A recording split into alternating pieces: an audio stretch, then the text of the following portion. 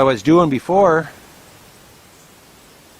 that sure does look like the profile of a face there, guys. Not really a monkey face or a primate face. Same with the backside, looks like a face too.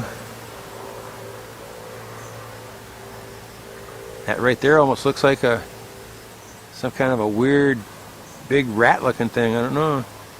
See the head split down the forehead with a ear on each side, a green eye there, almost a green tooth maybe or something, but a nose. You know, could it all be coincidence? Sure it could, but there you go right there. There's a little guy right there with a hat on. The little people aren't primates. The little people are, in fact, I don't think the little people are Filipino either. I think the little people are like fairies or something, and they have a Caucasian look to them. I've seen 4 or 5 of them now that are crystal clear. Let me stop here for a minute. I gotta zoom back out. My arms are getting sore keeping them up over my head like this. We've had 4 people tell us Marfy's mom, her dad probably saw him too, but he's dead now. We can't talk to him. But her mom says she's seen little people many times when she was younger in Mindanao. I don't know about here in Bohol. We had a lady down the road that we befriended. She had about 5 or 6 kids, and we used to take them canned goods and stuff like that. They were just real nice, friendly people. They had an American staying with them that was supposed to be like her fiance or something. He just took off one day.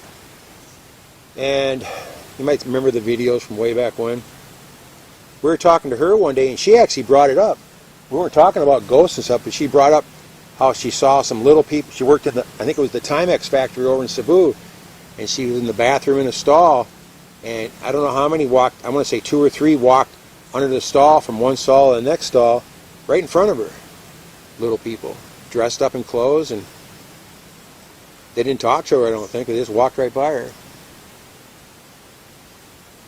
And then we went to a house down by Tagbilaran, down by Albuquerque.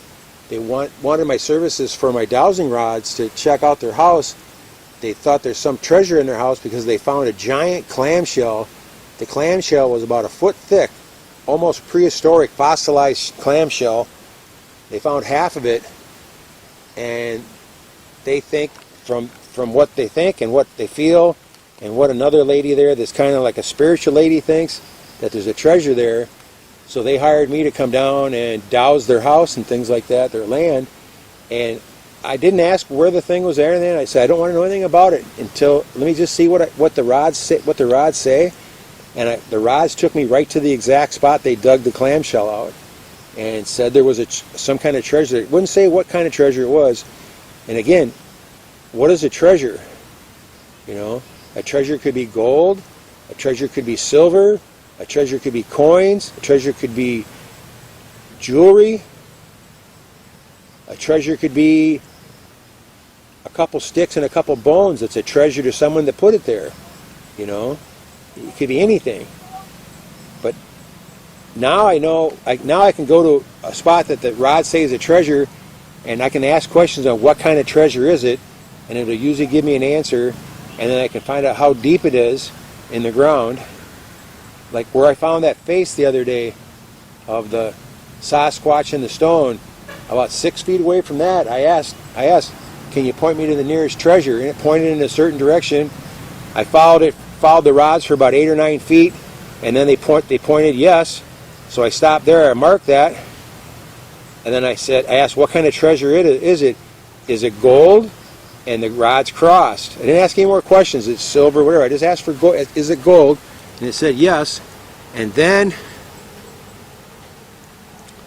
I put my heels where I had a marker at, and I walked away, and I said, could you please tell me in feet how deep the treasure is? And I walked about, what was it? I think it was 7 feet, something like that, 7 feet. No, 7.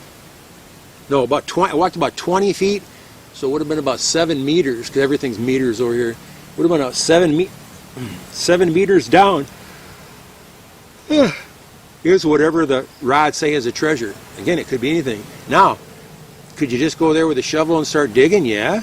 But I guarantee you dig about an inch or two, you're going to hit bedrock, because that's where we were at, was the bottom of a ravine, and a lot of the bedrock was showing, so you're not going to go any farther than that. You could probably have to blast a hole down to it. Is there something there? I don't know. I'd like to see someone try for it, because I get a percentage of whatever they find. But I found big boxes in people's land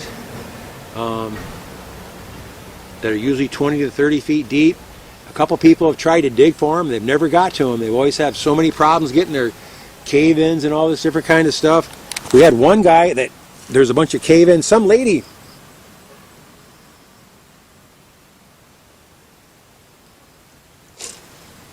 sorry, I had to take a drink. Some lady they didn't even know came to his house one day and asked if he could talk to him and his wife. This is a friend of mine, a Filipino guy, older guy, ex-colonel in the Air Force, American Air Force, in fact. And he's pretty smart, but he let this lady in his house, and she started telling him about, dreaming about there being treasure on his land.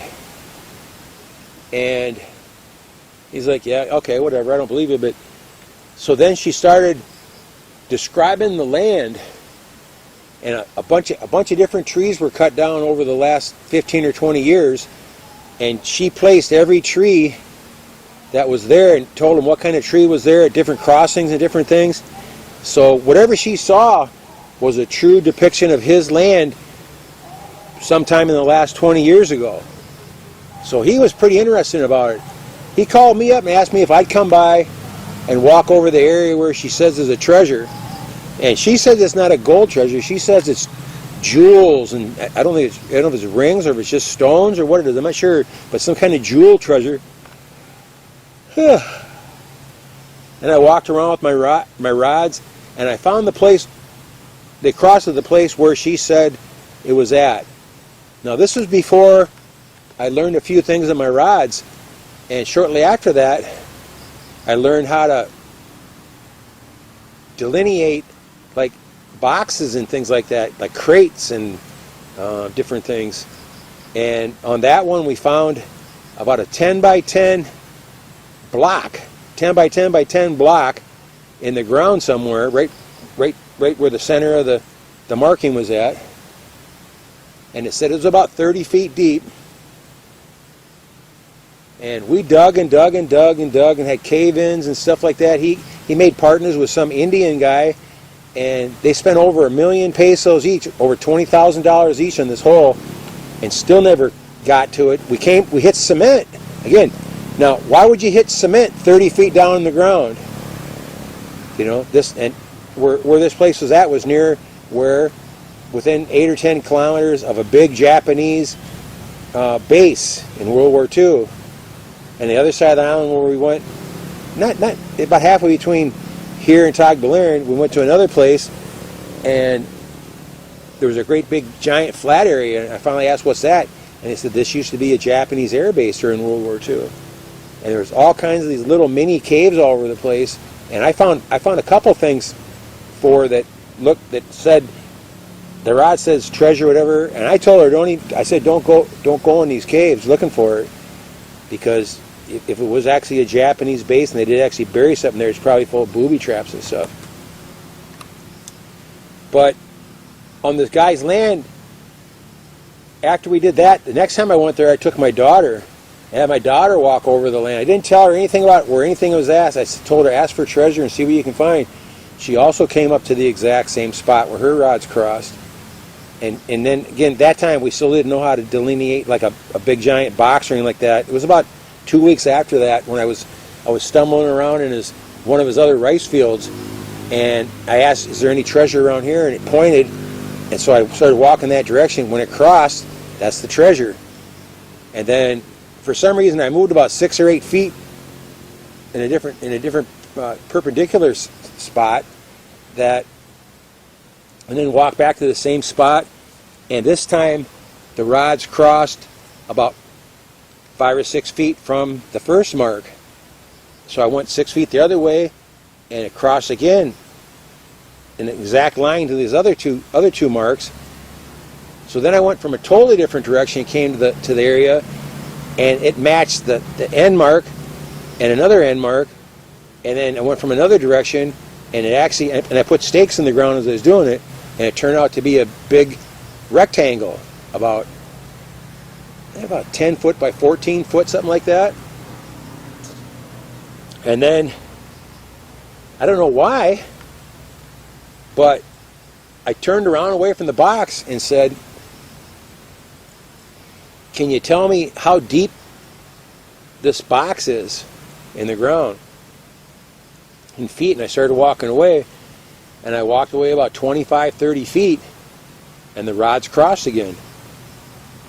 So that's telling me that the box is such and such depth. And so then I came back home, and I did some experiments in our bottomland. And in our bottomland around our house, where our well's at, the bottom of the land between two hills here, the bottomland down by the rice fields is even a little bit lower than that, but the water is between 20 and 25 foot deep. So I asked, could you please show me a good source of water? I walked around just aimlessly until the rods crossed, put a marker in. Then I said, could you please tell me how deep the water is in feet? I started walking away, and I did it 3 different times on 3 different sources of water, and each one was 22 foot, one was 23 foot, and one was 25 foot, and that would be about the exact depth of the water in that area. So it's kind of amazing what the rods will do for you. Thanks for watching. Take care.